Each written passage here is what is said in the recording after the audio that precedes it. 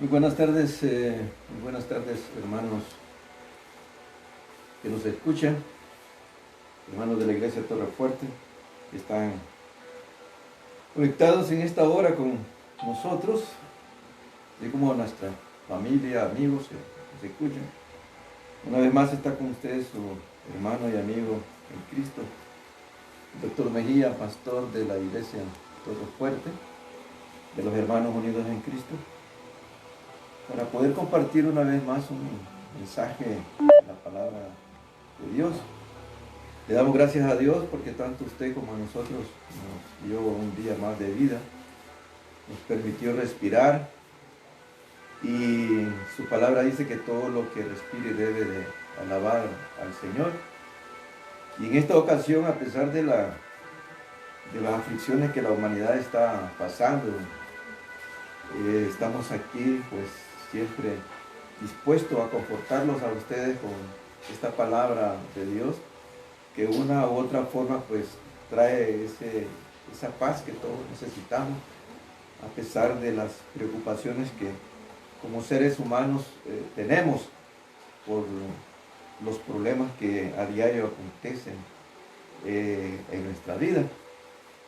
Hoy hemos estado hablando sobre el libro de Apocalipsis, sobre ese capítulo 2 del libro de las Revelaciones, donde hablábamos sobre el mensaje a la iglesia de Efesios. Y en ese mensaje a la iglesia de Efesios habíamos concluido de que era una iglesia que a pesar de que tenía un buen fundamento teológico sobre la sana doctrina de Cristo, ¿verdad?, y que le permitía identificar a los malos obreros del Señor, a los falsos apóstoles, y que era una iglesia muy trabajadora en la obra de Cristo, pero que sin embargo era una iglesia que no tenía amor, era una iglesia muy fría. Y para Cristo pues no tenía ningún valor ese trabajo que hacían en la obra y el fundamento teológico que tenían, porque para Cristo lo más importante es el amor. Por eso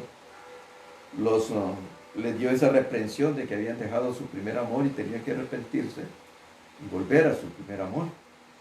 En cambio, en el mensaje a la iglesia de Esmirna, es un mensaje en el cual el Señor no les hace ningún tipo de reproche a la iglesia, porque fue una iglesia que en medio de la persecución que sufrió, ¿verdad?, fue una iglesia que supo mantenerse fiel, mantuvo su fidelidad ante el Señor y nunca renegó al Señor.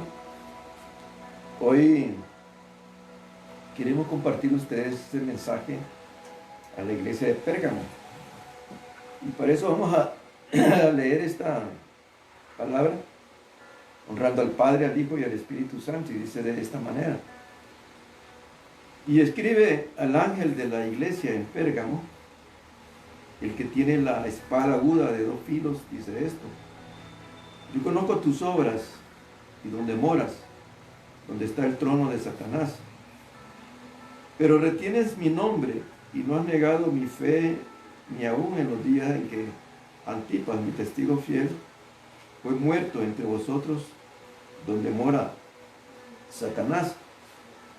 Pero tengo unas pocas cosas contra ti, que tienes ahí a los que retienen la doctrina de Balaam, que enseñaba a Balac a poner tropiezo ante los hijos de Israel, a comer cosas sacrificadas a los ídolos y a cometer fornicación.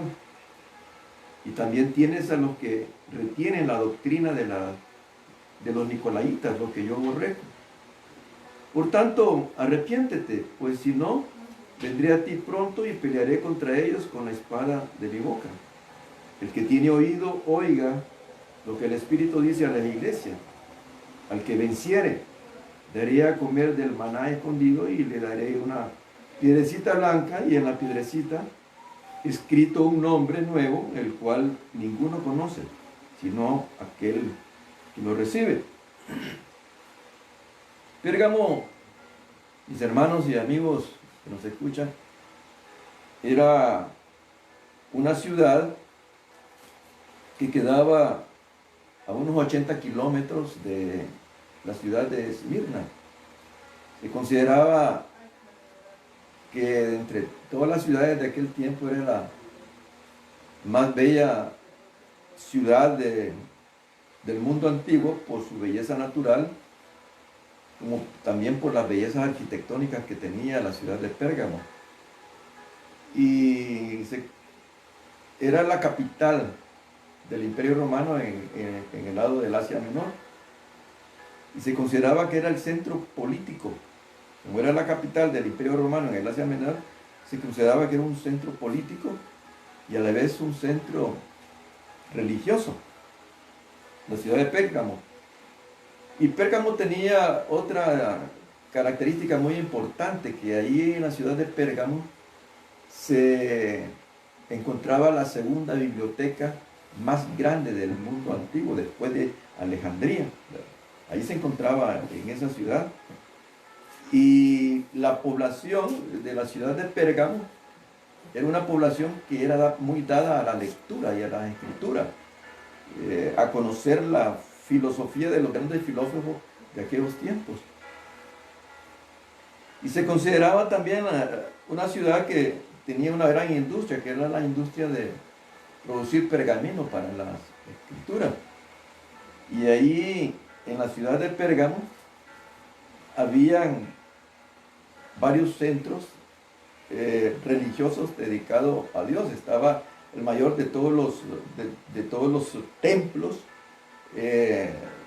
dedicado al dios Zeus, que era el mayor de todos, y era el principal dios de Pérgamo. También estaba el templo a la diosa Atenea, que era la diosa de la sabiduría. Estaba el templo también al dios Dionisio, que era el dios del vino, ¿verdad? Y de los bacanales, y sus sacerdotisas eran unas prostitutas, dice la historia. Y también estaba el dios a Esculapio, que era el dios de la medicina, cuyo símbolo era una serpiente enrollada en una vara, y que es el símbolo que nosotros tenemos como médicos, ¿verdad? En nuestros talonarios médicos, ¿verdad? Y en las indumentarias que muchas veces nosotros usamos, ¿verdad? Es el símbolo que utilizamos, ¿verdad? Erróneamente, probablemente, ¿verdad? Porque es dedicado a un dios de la antigüedad que se llama Esculapio. Y estaba el templo también a los emperadores de Roma, ¿verdad? A los cuales había que rendirles adoración por lo menos una vez al año. Por eso Jesús consideró a la ciudad de Pérgamo como la morada, como el lugar donde estaba el trono de Satanás, y que su iglesia de Pérgamo moraba allí, donde estaba el trono de Satanás. Cuando Jesús llevó este mensaje al ángel de la iglesia de Pérgamo, se presentó como aquel que tiene la espada aguda de doble filo, manifestándole de esta manera a la población de Pérgamo que si bien es cierto que ellos tenían bastante sabiduría y cultura sobre la filosofía de sus grandes filósofos, les hacía ver que su palabra, ¿verdad?, era mucho más poderosa y superior a toda la sabiduría y cultura que ellos tenían. Por eso, ahí en el versículo 13, 12 y 13 dice ahí: y escribe el ángel de la iglesia en Pérgamo, el que tiene la espada aguda de dos filos, dice esto: yo conozco tus obras y dónde moras, donde está el trono de Satanás, pero retienes mi nombre y no has negado mi fe, ni aun en los días en que Antipas, mi testigo fiel, fue muerto entre vosotros donde mora Satanás. Jesús se refiere aquí que su iglesia, como le habíamos dicho, mora ahí donde está el trono de Satanás. Pero a pesar de que su iglesia moraba en el trono de Satanás, Cristo elogia a esta iglesia. Y la elogia porque a pesar de que estar en un lugar donde había una oposición grande al cristianismo por la idolatría que imperaba ahí. Habían 5 templos, 5 dioses a los cuales ellos adoraban: a Zeus, a Ateneas, ¿verdad?, al dios del vino, al dios de la medicina Esculapio, y a los emperadores que eran considerados dioses. Entonces era un centro de idolatría tremenda, y los cristianos allí en Pérgamo, ¿verdad?, al igual que en Esmirna, sufrían persecuciones terribles por causa de su fe, ¿verdad?, en Cristo Jesús. Por eso Jesús les dice aquí: yo conozco tus obras, y donde moras,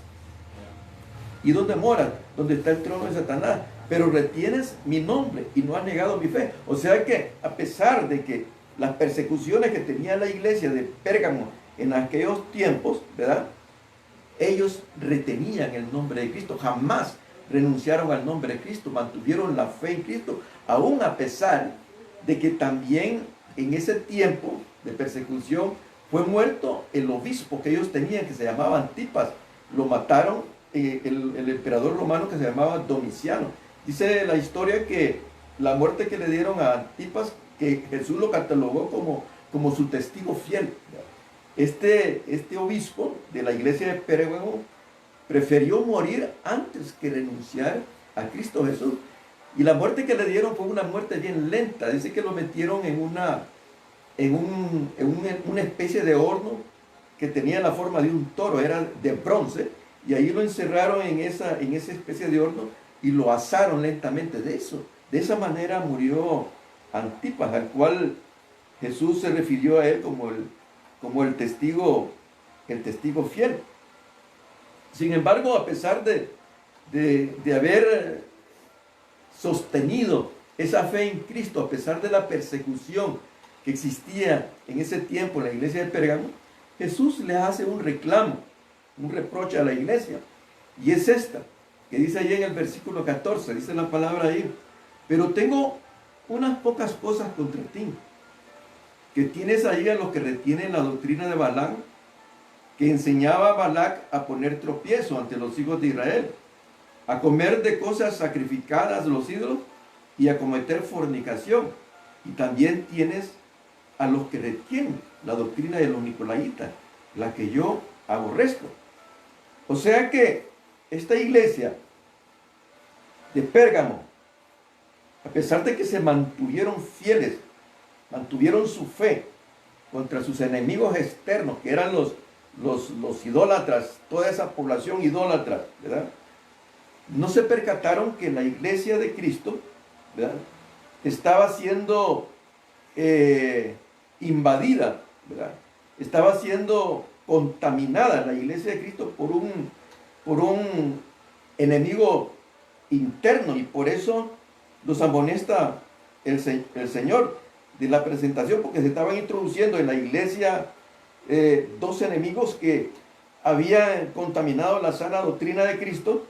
Probablemente se introdujeron por la misma presencia de ministros codiciosos a la ganancia deshonesta, que toleraban el pecado en la iglesia de Pérgamo y permitían que la iglesia participara de fiestas paganas, ¿verdad?, incluso a muchos pecados sexuales. Por eso Jesús les menciona que habían permitido la introducción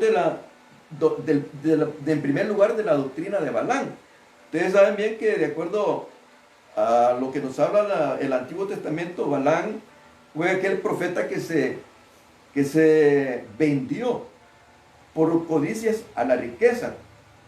Aconsejó a Balac, ¿verdad?, cómo llevar al pueblo de Israel al pecado, para poder alejar de esa manera al pueblo de Israel de Dios. Lo indujo para que los hijos de Israel pudieran fornicar con las mujeres de Balac, y de esa manera los hijos de Israel poder prevaricar, ¿verdad?, contra nuestro Dios. Y también ellos los inducían a la iglesia de Pérgamo a comer aquellas cosas que ellos sacrificaban a los ídolos. También habían permitido la introducción de la doctrina de los nicolaitas. Todos Cuando estudiábamos y hablábamos sobre el mensaje a la iglesia de Éfeso, ayer mencionaba que la doctrina de Nicolaita era aquella doctrina en la cual en la iglesia se permitía una clase clerical, que eran los que dominaban, ¿verdad? Sobre la clase laica, que eran el resto de la iglesia. Pues ese tipo de, y esa gente que pertenecía a la clase clerical de la doctrina de los nicolaitas, contaminaban la sana doctrina de Cristo con cuestiones seculares y con doctrinas paganas. Este tipo de doctrina se había introducido en la iglesia de Pérgamo también, donde los ministros, ¿verdad?, codiciosos de las riquezas, de las ganancias deshonestas, habían por el señorío y el dominio y la superioridad religiosa que habían adquirido sobre la iglesia, el resto de la iglesia, ¿verdad?, se aprovechaban del ministerio que ellos ostentaban para poderse enriquecer. Por eso el apóstol Pedro, ahí en la segunda carta de Pedro, los caracteriza de esta manera. Mire cómo los caracteriza ahí el apóstol Pedro en la segunda carta de Pedro, cómo los clasifica bien a esta gente. Dice ahí en la segunda carta de Pedro, en el capítulo 2, dice el versículo 10 en adelante, dice la palabra del Señor: y mayormente a aquellos que siguiendo la carne andan en concupiscencias e inmundicia y desprecian el señorío, atrevidos y contumaces, no temen decir mal de las potestades superiores, mientras que los ángeles, que son mayores en fuerza y en potencia, no pronuncian juicio de maldición contra ellas delante del Señor. Pero estos, hablando mal de cosas que no entienden, como animales irracionales, nacidos para presa y destrucción, perecerán en su propia perdición, recibiendo el galardón de su injusticia, ya que tienen por delicia el gozar de deleites cada día. Estos, dice, son inmundicias y manchas, quienes aún mientras comen con vosotros se recrean en sus errores. Tienen los ojos llenos de adulterio, no se sacian de pecar, seducen a las almas inconstantes, tienen el corazón habituado a la codicia y son hijos de maldición. Han dejado el camino recto y se han extraviado siguiendo el camino de Balaam, hijo de Beor, el cual amó el premio de la maldad y fue reprendido por su iniquidad, pues una muda bestia de carga, hablando con voz de hombre, refrenó la locura del profeta. Esa es la forma como caracterizó el apóstol Pedro a estos falsos ministros de la iglesia que existía en aquel tiempo. Hoy nosotros en nuestro tiempo vemos cómo esas doctrinas se han introducido en la iglesia de Cristo, por lo cual nosotros como miembros de la iglesia tenemos que estar siempre alerta para impedir que la sana doctrina de Cristo siga siendo contaminada por ese tipo de doctrinas herejes, ¿verdad?, que pervierten el verdadero propósito por lo cual Cristo murió por su iglesia y santificó su iglesia con su sangre preciosa. Por eso el apóstol Pablo, ahí en la carta de Tito, en el capítulo 2, 1, nos exhorta a la iglesia y nos aconseja a la iglesia a que podamos hablar todo el tiempo, que toda nuestra prédica, todo el tiempo, debe ser de acuerdo a la sana doctrina de Cristo. A la sana doctrina de Cristo. Por eso ahí en el versículo 16, Jesús les dice: por tanto arrepiéntate, pues si no, dice, vendré a ti pronto y pelearé contra ellos con la espada de mi boca. Cristo exhorta a la iglesia de Pérgamo a combatir esas falsas doctrinas, porque estaban pervirtiendo la sana doctrina de Cristo en aquellos tiempos, ¿verdad? Y les advierte que si no lo hacen, ¿verdad?, Él iba a venir y los iba a destruir completamente. Y eso también es un mensaje para la iglesia de nuestros tiempos que en una forma u otra se ha visto también contaminada por ese tipo de doctrinas herejes.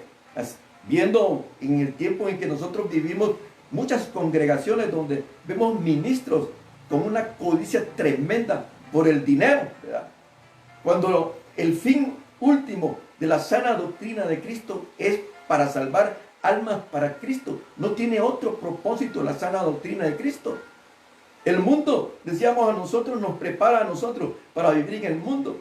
Pero la sana doctrina de Cristo nos prepara a nosotros para que podamos vivir en el reino de los cielos. Por eso nosotros tenemos que estar vigilantes todo el tiempo, ¿verdad? Tenemos que estar alerta, tenemos que instruirnos en el conocimiento de la palabra de nuestro Dios y tener buen fundamento de la teología, de la sana doctrina de Cristo, para poder identificar con facilidad todos aquellos falsos ministros que vienen a la iglesia. Ese es el peor enemigo que tiene la iglesia en los tiempos actuales. Los enemigos internos no es el mundo. El mundo ya lo conocemos, el mundo está en las manos de Satanás. Pero los enemigos que están dentro de la iglesia, esos son, como decía el apóstol Pablo, como lobos vestidos de oveja, que no tienen misericordia, ¿verdad? Del rebaño del Señor. Y el problema es que esta gente se introduce en la iglesia conociendo la doctrina de Cristo y manipulan la doctrina de Cristo y engañan de esa manera, utilizando fragmentos de la doctrina de Cristo para poder introducir esa falsa herejía. Y por eso la iglesia de Cristo tiene que discipularse, tiene que prepararse en el conocimiento de la palabra de Dios, sobre todo en estos últimos tiempos que estamos viviendo, porque la palabra nos enseña que Cristo viene por una iglesia sin mancha y sin arruga, y tenemos por lo tanto que ver de la manera como nosotros evitamos que esas falsas doctrinas sigan contaminando la sana doctrina de Cristo Jesús de Nazaret, porque si no lo hacemos, mis hermanos, entonces nos vamos a quedar, cuando menos acuerde, Cristo va a venir por su iglesia, ¿verdad? Y la iglesia en su gran parte se va a quedar por no haber reprendido a tiempo todos aquellos que por ganancias deshonestas dejaron introducir y contaminar la sana doctrina de Cristo con esas herejías destructivas. Por eso Jesús reprende a la iglesia de Pérgamo y le dice, ¿verdad?, que si no echan fuera de su iglesia esa falsa doctrina, Él iba a venir a pelear contra ellos. En el versículo 17, Cristo les hace una promesa a esta iglesia. Dice, por tanto, dice, el que tiene oído, dice, oiga lo que el Espíritu dice a la iglesia. Al que venciere, daré a comer del maná escondido. Y le daré una piedrecita blanca, y en la piedrecita escrito un nombre nuevo, el cual ninguno conoce, sino aquel que lo recibe. Aquí Cristo hace dos promesas a los que vencieren. La primera promesa que hace Cristo es que les dice que le dará de comer del maná escondido. ¿A qué se refiere Cristo con esto? Cuando uno estudia el libro de Éxodo, ahí en el capítulo 16, ustedes lo revisan, se va a dar cuenta ustedes que cuando el pueblo de Israel murmuró contra Dios porque no tenían nada que comer en el desierto, pues Dios les dio maná del cielo, además de darles un montón de codornices para que comieran también carne. Este maná que cayó del cielo, una especie como de pan, cuando el pueblo de Israel llegó hasta los límites de la tierra prometida de Canaán y lograron entrar a la tierra de Canaán y empezaron a comer de los frutos que allí se producían en la tierra de Canaán, entonces el maná del cielo cesó, ya no volvió a caer maná del cielo. Entonces vino Dios y le ordenó a Moisés que guardara un gomer de maná para que los descendientes del pueblo de Israel pudieran ver después la forma como Dios le dio a comer a Israel durante 40 años que estuvieron vagando en el desierto. Y después Moisés le ordenó a Aarón, su hermano, que en una vasija, ¿verdad?, en una vasija, pusiera allí un gomer de maná, y que ese gomer de maná lo escondiera allí en el lugar santísimo del tabernáculo, y después lo pasaron al templo de Salomón. Eso lo podemos leer ahí en el libro de Éxodo. Se lo voy a leer ahí para que ustedes tengan una idea de lo que estamos hablando. Dice ahí en el libro de Éxodos, en el capítulo 16, dice la palabra del Señor ahí en el versículo 31. Y la casa de Israel lo llamó maná, y era como semilla de culantro blanco, y su sabor como de hojuela, como con miel. Y dijo: esto es lo que Jehová ha mandado: llenad un gomer de él y guardadlo para vuestros descendientes en el desierto, cuando yo os saqué de la tierra de Egipto. Y dijo Moisés a Aarón: toma una vasija y pon en ella un gomer de maná y ponlo delante de Jehová. Entonces la historia dice que Aarón guardó esa vasija con el gomer de maná dentro de la vasija en el tabernáculo, en el lugar santífico del tabernáculo, y después la historia dice que lo guardaron en el templo de Salomón. Una vez que el templo de Salomón fue destruido, los rabinos de allí en Israel, los cargados de predicar la ley, transmitieron la leyenda de que Jeremías, el profeta Jeremías, tomó la vasija con el maná escondido en la vasija y lo guardó, dice Jeremías, en una grieta del monte de Sinaí. Eso es lo que transmitieron los rabinos. Lo guardó en una grieta del monte de Sinaí para que cuando viniera el Mesías también iba a volver Jeremías, y al venir Jeremías iba a restituir esa vasija con el gomer de maná dentro de la vasija. La historia dice que para un judío comer del maná escondido, a eso se estaba refiriendo Jesús cuando habla del maná escondido. Para un judío comer del maná escondido significaba o significa gozar de las bendiciones de la era mesiánica. Para el cristiano es ser parte del reino de nuestro Dios, ya que Jesús dijo: yo soy el pan de vida, el que a mí viene nunca, dice, tendrá hambre, y el que en mí cree no tendrá sed jamás. Por eso para un cristiano tomar también del maná escondido es ser parte del reino de Dios, y en cambio para el judío comer del maná escondido significa gozar de las bendiciones de la era mesiánica. La segunda promesa que Jesús le refiere aquí a la iglesia de Pérgamo es que le iba a dar una piedrecita, y en la piedrecita iba a estar el nombre escondido de la persona. Esa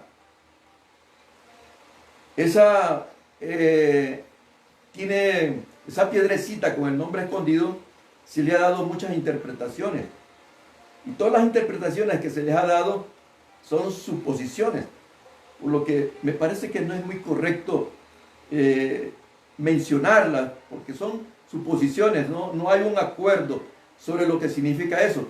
Personalmente pienso yo que es una forma en que Dios declara inocente y aprobado al creyente que venció y que conoce a Dios y conoce su nombre nuevo que Dios le da.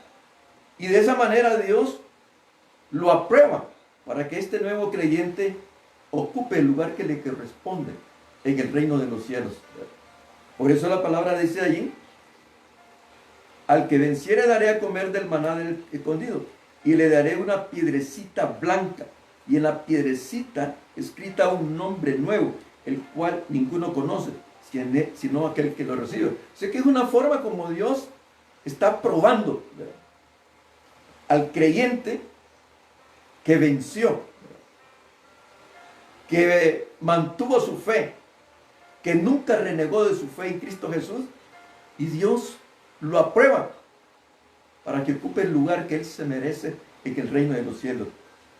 Ese es el premio, mis hermanos que nos escuchan, que también recibiremos nosotros si seguimos adelante predicando la sana doctrina de Cristo, ¿verdad? Ese es nuestro propósito, esa es nuestra misión, por lo cual Cristo nos tiene aquí en este mundo.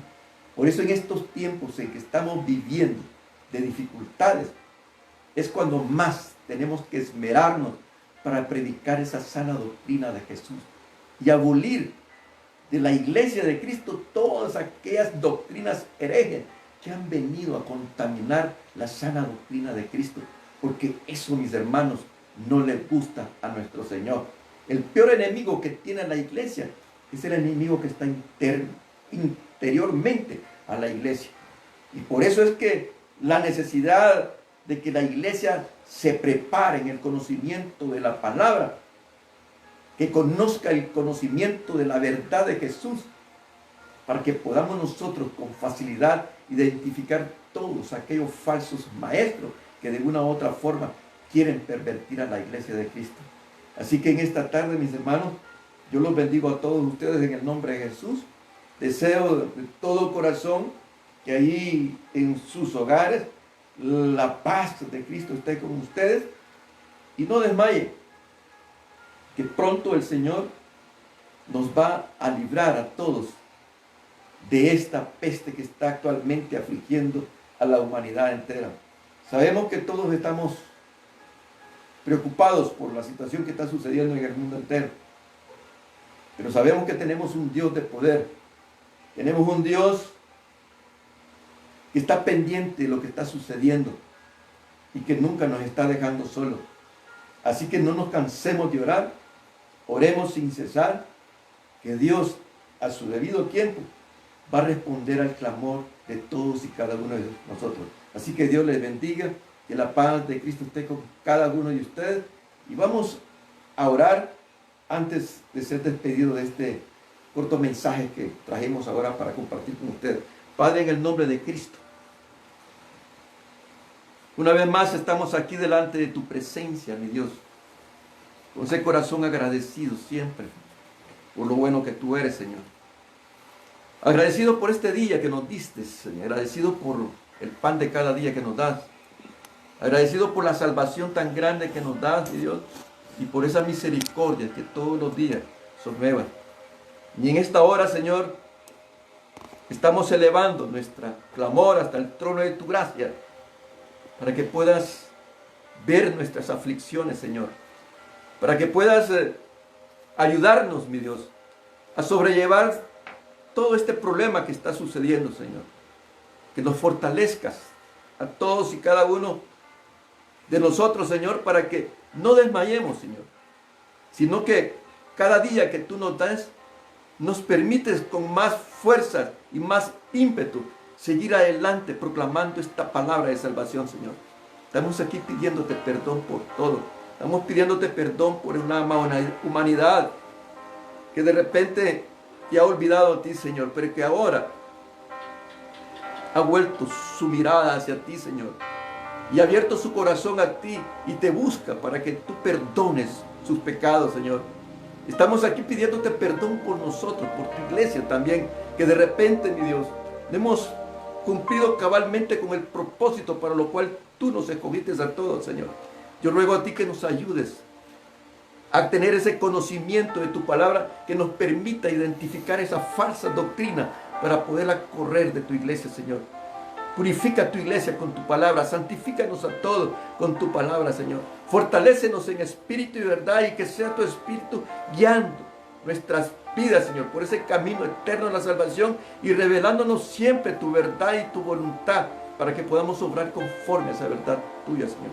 Padre, oramos por todos esos enfermos, Señor, allí donde se encuentran, en este país, en esta ciudad, Señor, en cada nación, mi Dios. Yo te presento a esos enfermos que han sido afectados por esa peste del coronavirus, Señor, y por todas otras enfermedades, para que tu mano de poder sea sobre cada uno de ellos, y tú puedas liberarlos de esa contaminación, Señor. No permitas, mi Dios, que esa peste se siga transmitiendo de persona en persona, Señor. Libra a los médicos y a los enfermeros de esa peste, Señor. Cúbrelo con tu manto de misericordia. Cúbrelos con tu sangre preciosa, porque tu sangre tiene poder, Señor. Oramos por todos esos enfermos que están ahorita con esa terrible enfermedad, para que seas tú, mi Dios, obrando en cada uno de ellos y restaurando la salud de ellos. Oramos por nuestra ciudad de Yoro, para que seas tú despejando de este lugar toda contaminación de esta peste, Señor. Ayúdanos, Señor. Necesitamos de ti, Señor. Ten misericordia de todos y cada uno de nosotros, y perdónanos a todos, Señor. Perdonas nuestras malas acciones, Señor. Estamos aquí con un corazón contrito, humillado, pero agradecido, Señor, por lo bueno que tú eres, Señor. En el nombre del Padre, del Hijo y del Espíritu Santo, oramos también por cada servidor tuyo, Señor, que tienes al frente de tu iglesia. Por esos siervos de los hermanos unidos en Cristo, en San Pedro, en Cortés, en Ceiba, en todos lugares donde tú los tienes. Por todos siervos de las diferentes denominaciones donde se predica tu nombre, Padre. Oramos para que tu gracia, tu bendición y tu favor esté sobre cada uno de ellos, Señor. Guárdalos a todos, protégelos a ellos y a su familia y a sus congregaciones. Líbralos de ser contaminados de esa peste, Señor. En el nombre del Padre, del Hijo y del Espíritu Santo, te oramos y te lo pedimos todo, y te damos muchas gracias por todo. Amén, amén, amén. Dios les bendiga, y será mañana otra vez, si Dios lo permite, y estaremos compartiendo con ustedes otro mensaje de la palabra del Señor. Así que nos vemos mañana a las 6 de la tarde.